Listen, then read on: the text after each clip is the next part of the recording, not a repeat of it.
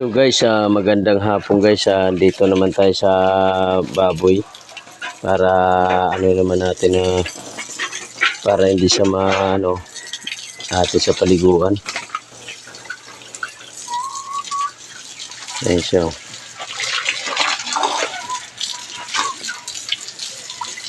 Mahilig siya uminom ng tubig. Mamaya kaya mag-inom na sa tubig. Iinom sa tubig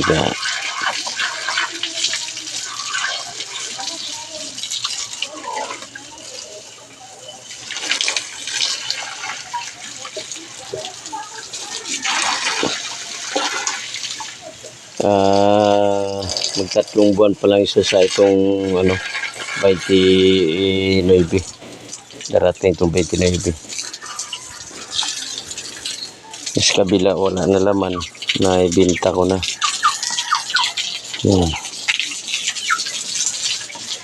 Ang laman manok na lang. Ang laman ng manok, ang manok 45 ang manok, tawag yung 45. English nga lang 45. Kaya linisan natin, medyo mabaho na. Tamad kasi itong baboy ito guys, babae. Tamad, hindi siya matumayo. Patayuin ko siya. Patayuin ko siya.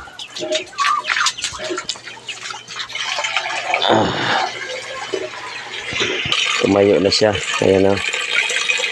Yun. Kasi kung di mo siya patayo ng tayo niya, nandiyan sa sa simento.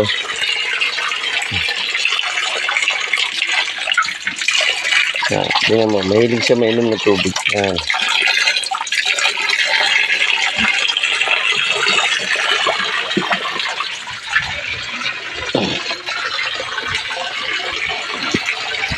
Iihiyan siya, babalagbag niya siya dito.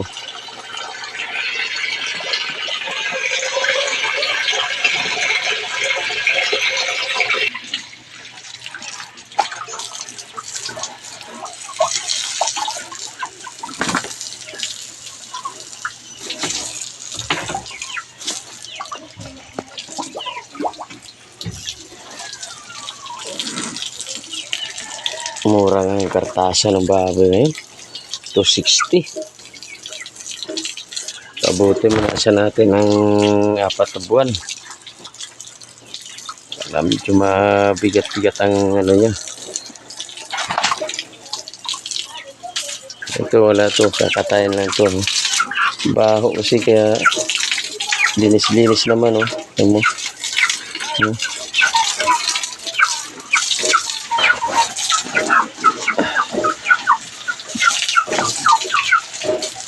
So guys, ipatalikod na kay gusto mapano ng tubig. Yan.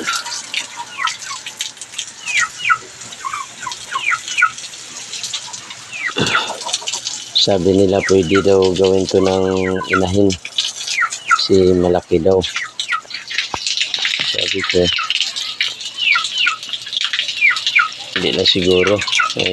Dagdagan ko pa.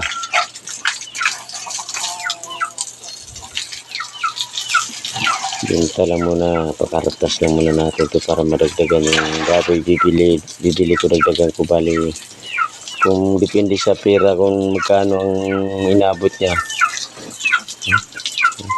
Gusto siya magigda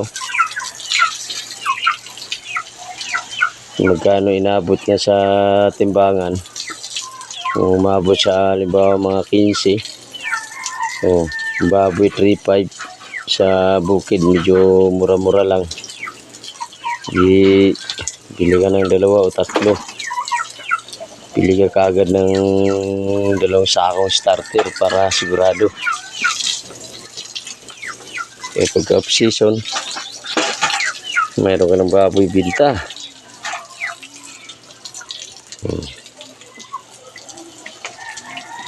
Lalakan siya lang guys. Okay.